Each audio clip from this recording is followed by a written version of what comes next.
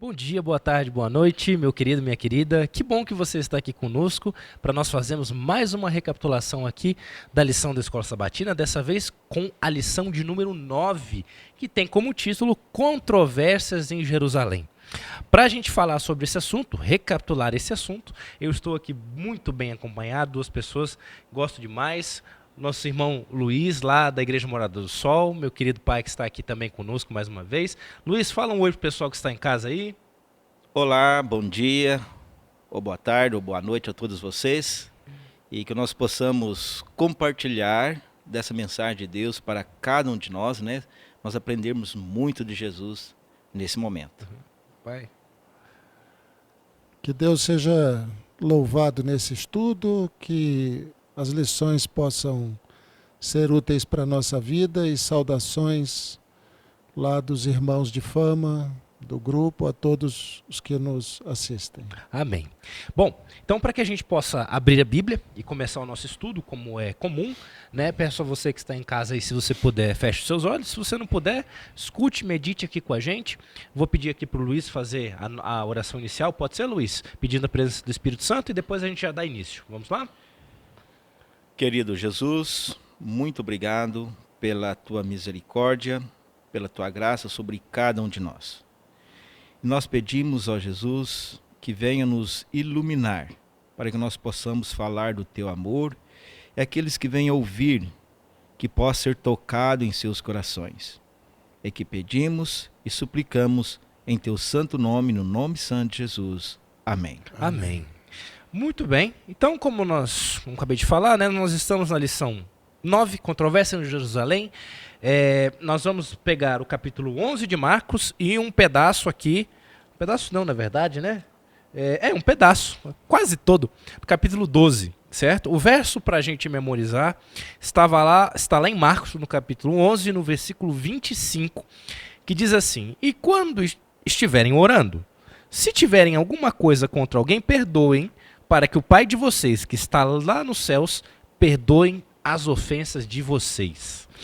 Olha, Jesus vai falar isso aqui, né, falando numa questão de fé, que a gente vai entrar daqui a pouco sobre isso, mas essa lição especial ela vai começar a falar de novo, digamos assim, dos embates que Jesus tinha com as tradições locais, especialmente aquelas, né, aquele conjunto de leis e outras tradições que vinham sendo arrastadas juntos, que foram criadas ali pelos saduceus e pelos fariseus, né? Jesus vai mais uma vez ter que desatar alguns nós, digamos assim. E o interessante da gente pensar é que isso vai acontecer justamente na cidade de Jerusalém, que era onde se esperava em que as pessoas fossem as primeiras, as mais sucintas, as mais suscetíveis, as pessoas que eram mais estudiosas, que deviam conhecer e aceitar o Messias.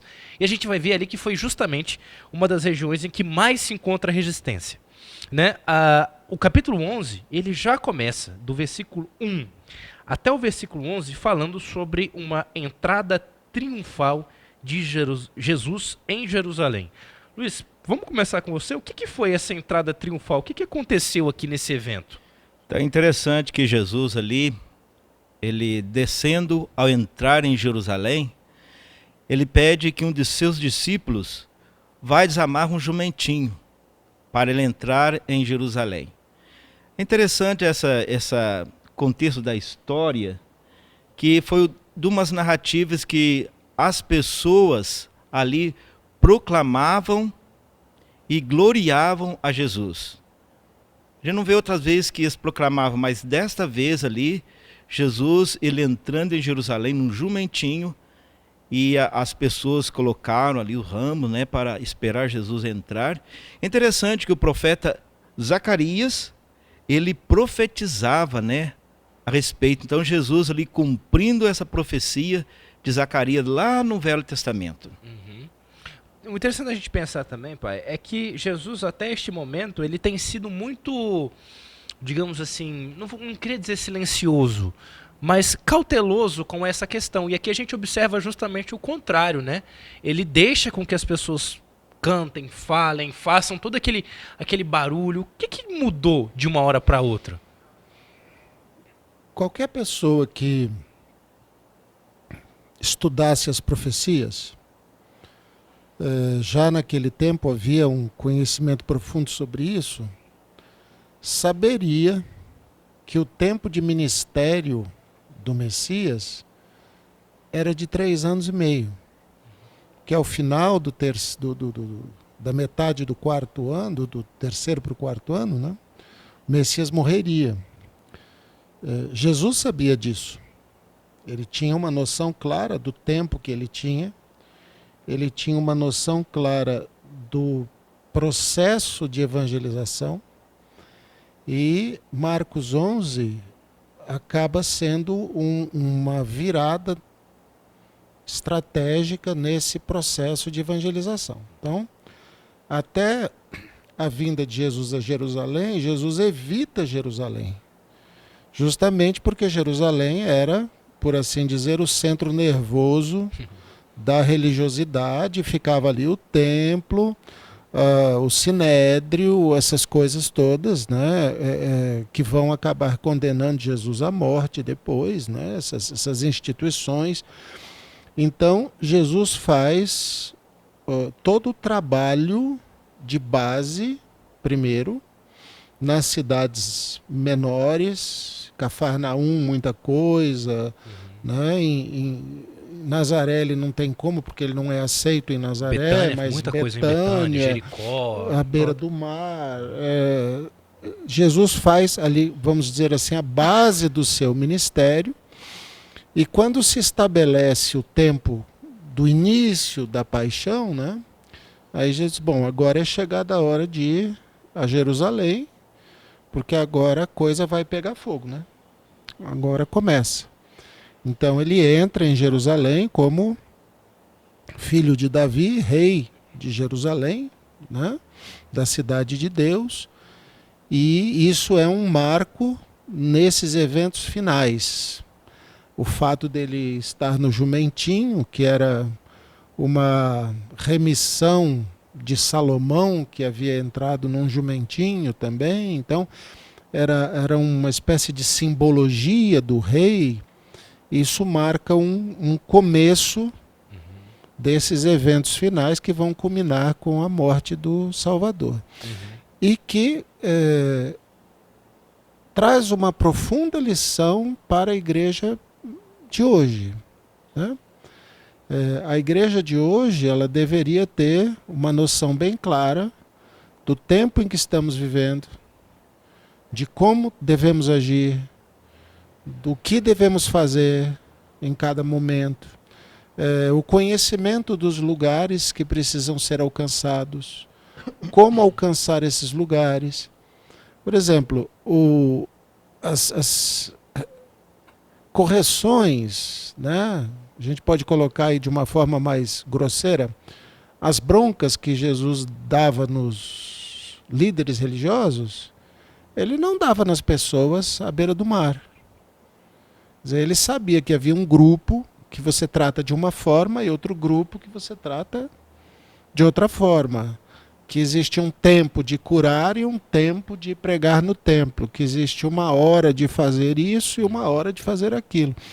Então, esse discernimento do tempo profético, dos atos, das formas, dos meios, quem nos oferece é o Espírito Santo.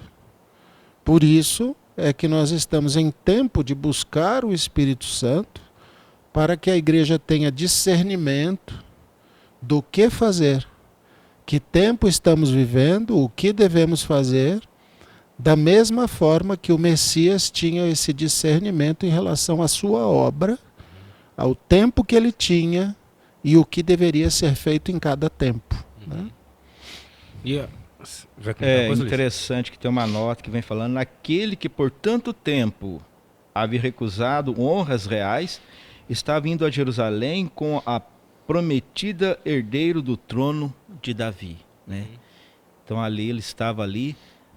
Nós sabemos que Jesus veio da linhagem de Davi, né? Davi era um rei, mas agora estava entrando como um rei ali, um rei salvador. Quando muitos esperavam ali o que seria um rei que ia libertar eles do jugo romano, mas Jesus estava indo ali, entrando ali, aquele ministério dele para a salvação da humanidade. E é interessante a gente pensar isso, a gente pode até fazer uma ponte, né, com a lição da semana passada. Aonde será que tem sido gasto os nossos recursos, o nosso tempo, né, as nossas condições? Será que a gente tem noção de que a gente está chegando no final das coisas ou continua ainda perdendo tempo com coisas que vão ficar, né, como aconteceu com o jovem rico, vão ficar na estrada? Onde é que será que está? Continuando então, segunda-feira vai falar sobre uma árvore amaldiçoada. Olha, é uma história um pouco diferente aqui, né? Porque o que está acontecendo? Jesus vai para Jerusalém, mas não fica por lá. Desce novamente para Betânia. Volta para Betânia. E aí diz a história que ele vai ver uma figueira. A figueira não tem nada. E aí Jesus vai simplesmente dizer assim, olha, no versículo 14, nunca, jamais coma alguém fruto de ti. O que essa história está fazendo aqui? Jesus estava bravo com a figueira? O que é isso aqui? O que vocês podem trazer? Interessante que Jesus queria lhe dar uma lição de perdão, né? É interessante que Pedro pergunta a Jesus, mas essa árvore que o senhor falou, ela secou, né? Nós vemos se ele ficou tão preocupado com aquela árvore ali, Jesus, creio que ele queria ensinar quanto mais o ser humano, né? A questão de perdão, a questão de nós orarmos um pelo outro. É interessante que essa lição aqui vem falando muita questão do perdão com os nossos semelhantes. Então Jesus, ele ensinou sobre o perdão, sobre nós perdoarmos, sobre a nosso relacionamento com o nosso próximo. Isso Jesus queria passar aos discípulos. Se a gente vai em Marcos 11, verso 13, tem uma informação muito interessante. Diz que avistando de longe uma figueira que tinha folhas, se ela estava bonita, né? Ela estava bonita. Foi ver se talvez pudesse encontrar nela alguma coisa. E chegando até ela, nada encontrou senão folhas, porque ainda não era tempo de figo. Parece que Jesus ficou bravo com um negócio que não era pra acontecer. Que não tinha sentido, né? Assim, eu vou querer figo de uma figueira que não tem figo porque não é tempo de figo. Jesus foi injusto com a figueira. Não foi. Tinha uma lição ali. Na maioria das culturas, pelo menos as que eu já estudei na vida, existe uma relação muito interessante que é traçada entre o ser humano e a árvore. Essa ideia de que a árvore é um bom símbolo para o ser humano, representa o ser humano, essas coisas. E então Jesus procura frutos. É claro que Jesus sabia que não era tempo de figos, era claro que Jesus não encontrou, a questão ali não era que a figueira não tivesse frutos, mas o fato de que a figueira estava linda, estava muito bonita. E Jesus não acha nada e diz assim, olha, não adianta você ser bonito por fora, não ter nada. Mas o nosso trabalho, se nós pensarmos em nós como figueira, cada pessoa, e ao mesmo tempo na igreja como figueira. Porque o Espírito de Profecia faz uma aplicação desejado, falando que a igreja também é a figueira. Quando é que nós devemos dar frutos? Quando é que nós devemos pregar? Paulo dá essa resposta. Se você for lá, 2 Timóteo, né? 2 Timóteo 4, verso 2. Quando é que você deve dar frutos? –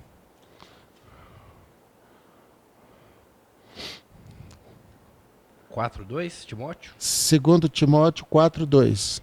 Prega a palavra, insta, quer que seja oportuno, quer não.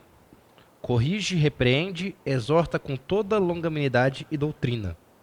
Isso. Na minha Bíblia, a tradução diz assim, que pregues a palavra em tempo e fora de tempo. Olha como a Bíblia se junta, né? Assim, Então, o que é pregar em tempo e fora de tempo? É quando é oportuno, quando não é oportuno. É quando você está bem, quando você não está bem. Quando você está na igreja, é muito oportuno pregar a palavra, mas também em situações difíceis lá fora. Ou seja, Deus está, por meio da figueira, instruindo o seu povo e a sua igreja de que não adianta ser muito bonito por fora se você não produz frutos. Não adianta você ter uma religião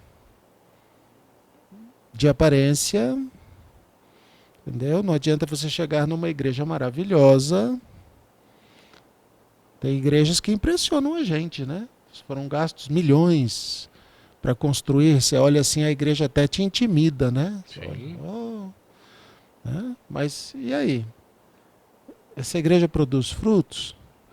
Hoje, conversando com sua irmã, ela disse que em São João del Rei, eles fizeram, em algumas igrejas lá, uns alambrados para impedir que os mendigos dormissem nas sombras das igrejas. Aí você pergunta assim, mas escuta, a igreja não tinha que acolher os mendigos? Dar-lhes abrigo, comida, roupa? Não é essa a ordem do Salvador? Não, a gente vai fazer uns alambrados aí para os mendigos, né? Onde estão os frutos? É lindo, maravilhoso. Você olha a igreja, nossa, todo mundo bonito, bem vestido, cheiroso, ordem, música boa, sermão bonito, mas os frutos? Cadê os frutos? Cadê as almas sendo salvas, o evangelho sendo pregado no tempo, fora do tempo, em todas as circunstâncias? Cadê a igreja se esforçando para produzir, né? Cadê? E aí é engraçado que na sequência de Marcos, Jesus sai da figueira, que é linda e não produz frutos, e chega no templo, que é lindo e não produz frutos. Porque está todo contaminado. Né? E estava contaminado de comércio. Comércio ilegal. Eles vendiam aquelas oferendas, né? Sim, os sacrifícios, né? Que as pessoas os animais, vinham de longe. Difícil você trazer cordeirinho, um cordeiro, passarinho, novilho, essas coisas. Aí chegava lá, onde é que eu arrumo um pombo, um cordeiro? Eles vendiam lá cordeiros manchados, pombos aleijados. E interessante a gente pensar também, só te cortando, mas eu acho que isso vai contra a ideia do que próprio Davi fala em relação ao sacrifício, quando ele vai lá em Araúna e ele fala para Araúna assim, olha, como que eu posso dar um sacrifício que não me custou nada? Né? É como chegar na igreja, fala assim, o diácono passa e fala assim, acho que eu vou ofertar hoje, Luiz, me dá 10 reais aí que eu vou ofertar. Peraí, mas essa oferta é sua ou é do Luiz, né? Acho que a mesma coisa acontecia, ia contra a ideia de sacrifício. Então eles tinham ali aqueles animais, eram vendidos a preços exorbitantes. O cordeiro custava 10 denários, eles vendiam 50. Aí o sujeito que não tinha sacrifício entrava no prejuízo. Só que esses 50, ele não era do cambista ali, do vendedor. Era uma parte dele, uma parte dos sacerdotes. Os sacerdotes roubavam. Eles roubavam, né, das pessoas. Você pensou, eu estou oferecendo um sacrifício de um cordeiro que você comprou de mim, né, porque eu recebi uma parte dele. Mas o templo, qual era a ordem de Deus? O templo tinha que ser sustentado pelos dízimos e ofertas. Eles instituíram um imposto do templo. Você tinha que pagar imposto do templo para manter o templo, além do dízimo, além das ofertas. Mas aquele sistema ali de vender coisas, os sacerdotes estavam enriquecendo. Parece que a gente está falando de hoje. Esses pastores milionários que estão por aí com jatinhos, Com show. com fazendas, com shows, né? O que que Jesus falou? Que a casa de oração tinha sido transformada no quê? A gente pode pegar aqui, ó. No versículo... Ele usou uma palavra muito forte. Versículo 17. 17, final do 17. Né? Ele fala assim: vós, porém, a tendes transformado em covil de salteadores. Covil, uma caverna, né? Uma Um caverna buraco, de né? um buraco de bandidos. É claro que os bandidos naquele tempo não era como hoje, né? Que dominam as cidades. Eles se escondiam da polícia nos buracos, nas cavernas, na beira das estradas, né? Então, olha o que Jesus via no templo. E é interessante que queria dar uma sugestão para nossos amigos que estão nos ouvindo. Tem aquele livro O Ritual do Santuário, né, de Ellen White, que fala tudo sobre aquele transtorno que estava ocorrendo aquele comércio profano que estava ocorrendo ali no templo. E foi tudo começado por Caifás ali, mas Jesus veio ali, uma história épica, né? Que nós conhecemos. Jesus então expulsa aqueles cambistas. Bom, pra gente continuar, né, os versículos 20 a 26 vão falar sobre isso, né? Eu queria que você comentasse um trechinho disso aí, Luiz, por favor, porque você estava falando sobre perdão.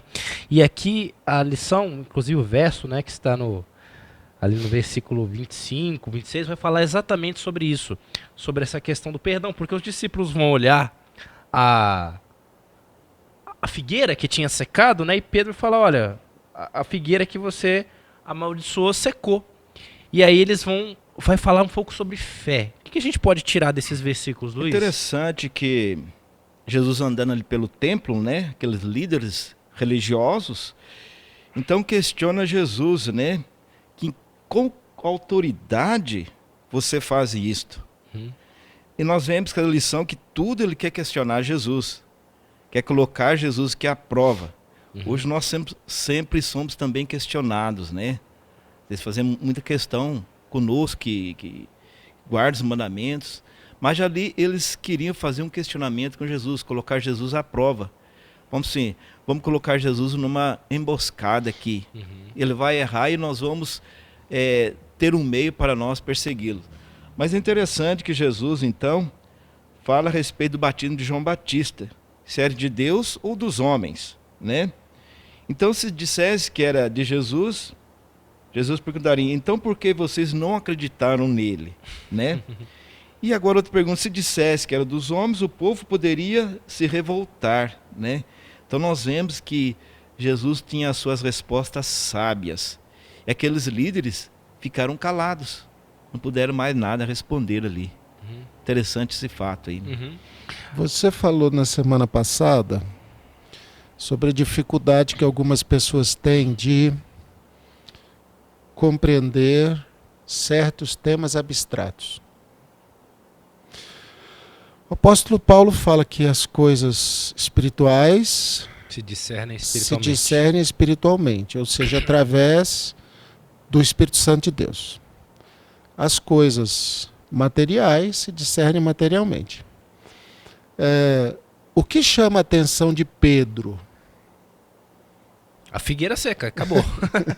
É só a figueira, secou mesmo lá. O que chama a atenção de Pedro é o lado material da história, né, antes deles entrarem. E aí Jesus vai dizer: olha, secou e poderia ter secado com vocês também, se vocês tivessem fé.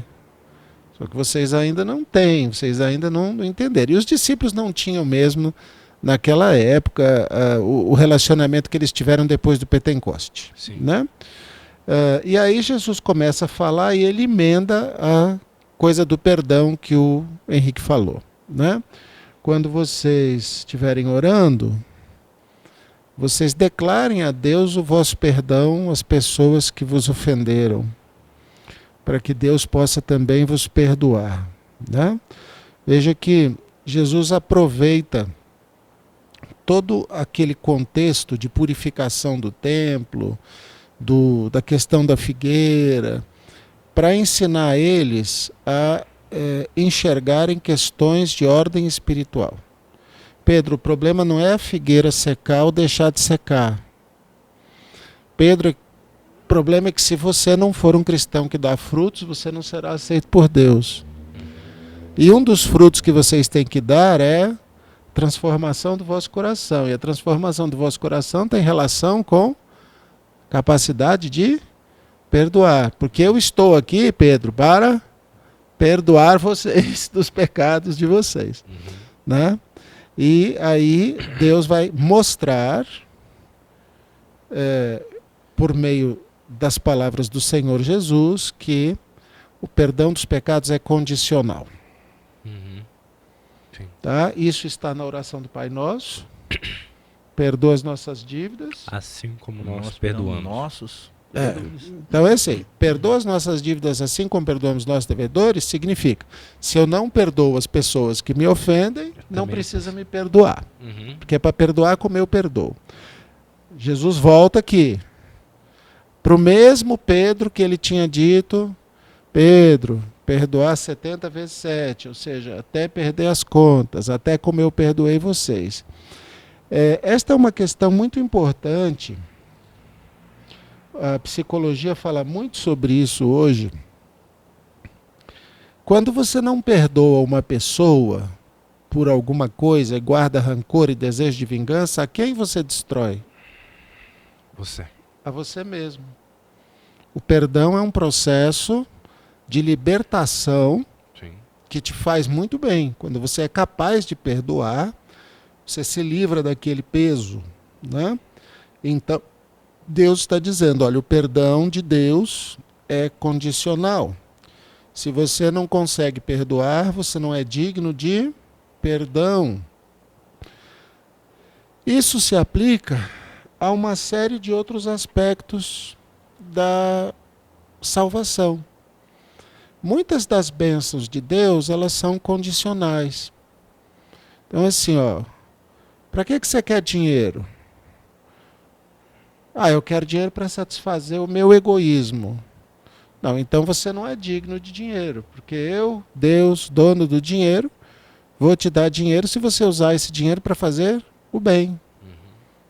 Né? Então, o dinheiro que vem de Deus, o dinheiro que é abençoado, é o dinheiro que serve para fazer o bem. O perdão e a paz vêm para quem perdoa e concede paz. Sabe? Essas coisas são uma mão dupla, uma relação condicional. Jesus está dizendo isso para os discípulos quase nas vésperas das coisas mais terríveis que acontecerão na história de Cristo aqui. Por quê? Porque a tendência era que os discípulos ficassem totalmente contra o povo judeu, contra os líderes, contra tudo, né? Mataram o Senhor. Essas pessoas não merecem perdão. Essas pessoas não... Como já tinha acontecido antes. Isso, né? Sendo que eles é que deveriam pregar o evangelho para frente. A mesma coisa vai ser testemunhada da cruz. Uma das últimas coisas que Jesus diz é o quê? Pai, perdoa-os. Perdoa-os porque não sabem o que estão fazendo. Então, nesses eventos finais, Cristo dá uma profunda instrução sobre a necessidade que temos de perdoar. E aí as pessoas perguntam, mas por que Jesus não perdoou a figueira? Né? Porque a figueira não era uma pessoa, ela era um símbolo. Era uma árvore. Deus usou aquela árvore, né, por meio de Cristo, para ensinar uma lição para a humanidade.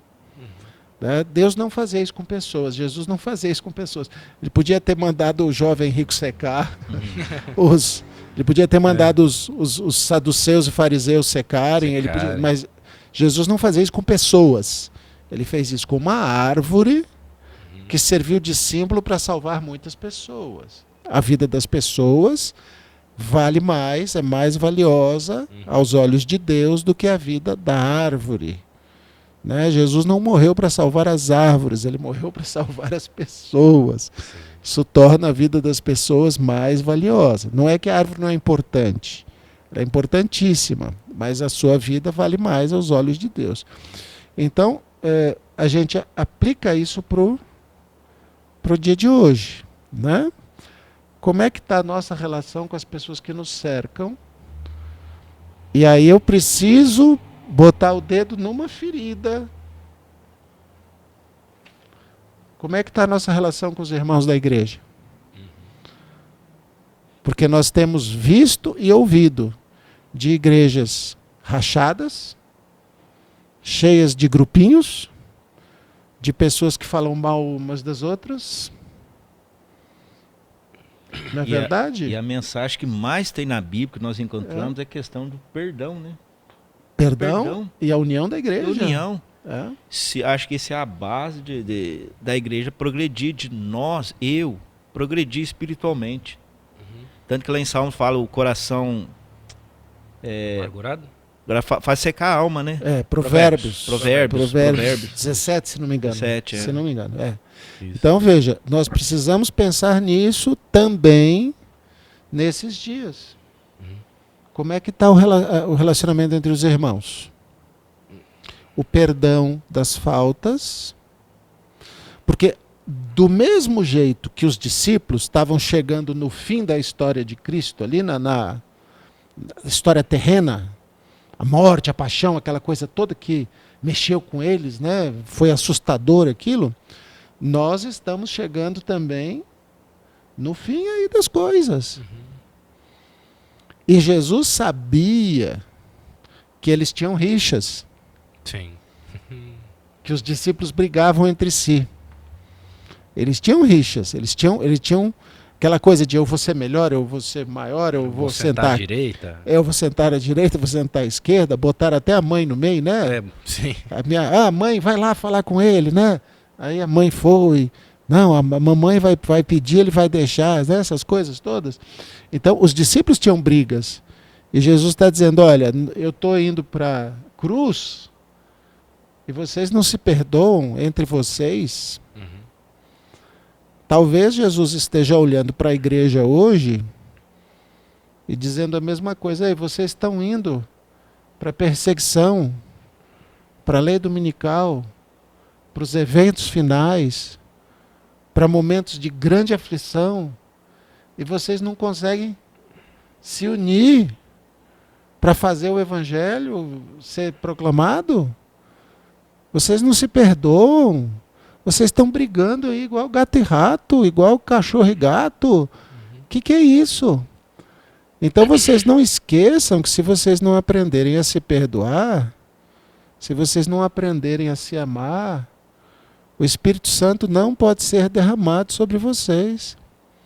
O derramamento do Espírito Santo não tem a ver com o que você come, com o que você veste.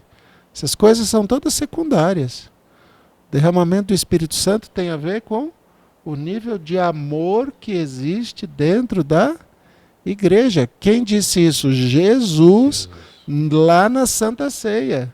Ele diz assim, vocês precisam ser um, como eu sou um com o Pai, para que o mundo creia que vocês me enviaram. Então, a união da igreja, dos membros da igreja, o perdão, desmanchar esses grupinhos, a igreja se unir como um corpo único, isso não é um ideal terreno. Ai, vai ser muito mais legal se a gente for unido. Não. Isto é uma condição de salvação. Tanto que a separação, o ódio, surgiu lá no céu de Satanás, né? Surgiu lá de Lúcifer. E a gente vai viver isso, o ser humano vai viver isso, o povo de Deus. Para a gente finalizar, que nosso tempo até já passou, versículo 1 ao versículo 12 de Marcos, que o querido você pode acompanhar depois, ler na sua Bíblia, vai uma parábola de Jesus falando sobre a sua vinda, né, sobre o que aconteceu, as coisas que aconteceram com ele. Versículo 13 ao versículo 17 vai falar um pouco sobre né, como nós devemos separar as coisas que são do mundo. Então veja, Jesus em nenhum momento quer que você vá viver na rua jogado, tá? Você não precisa ser mendigo para ser cristão. Mas a gente tem que saber separar, né, as coisas de Deus e o que são as coisas espirituais, as coisas do mundo e o que são coisas espirituais. Dos versículos 18 até o versículo 27, Jesus vai falar um pouco mais sobre ele mesmo, sobre o seu poder, sobre a sua capacidade de perdoar, sobre a vida eterna e coisas assim. Mas eu queria terminar com você, Luiz, nesses últimos versículos, que são esse trechinho, do versículo 28 até o versículo 34, em que Jesus vai dar o grande mandamento, que é a resposta de um dos escribas. Um dos escribas que a lição comenta, né, a Bíblia comenta, que era um escriba amigável. Ele se chegou a Jesus não como os escribas faziam, a fim de tentá-lo, a fim de, agora eu vou pegar Jesus. Ele chegou honestidade, com humildade e fez a seguinte pergunta: qual é o principal de todos os mandamentos? E aí o que Jesus respondeu? Jesus é tão sábio, né, que ele deu duas respostas, né? Quando aquele escriba pergunta a Jesus: qual que é o principal de todos os mandamentos? Amar a Deus. Primeiramente, ame a Deus.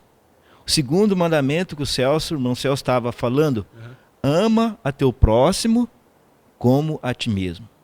Amar o meu próximo como a mim mesmo. Se eu quero o bem para mim, se eu quero o melhor para mim, que seja para o outro também. Porque eu imagino, se eu não amar o outro, se eu não suportar o meu semelhante, como eu posso amar a Deus? Como eu posso me envolver com Deus? Sendo que Jesus falou, ama a Deus e ama ao teu próximo como a ti mesmo.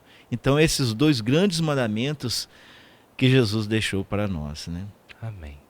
Que essa possa ser então a nossa vontade, né? O nosso grande ímpeto que nos mantenha firmes, né? O amor a Deus e o amor ao próximo. Você quer é interessante ler a o comentário do escriba, né?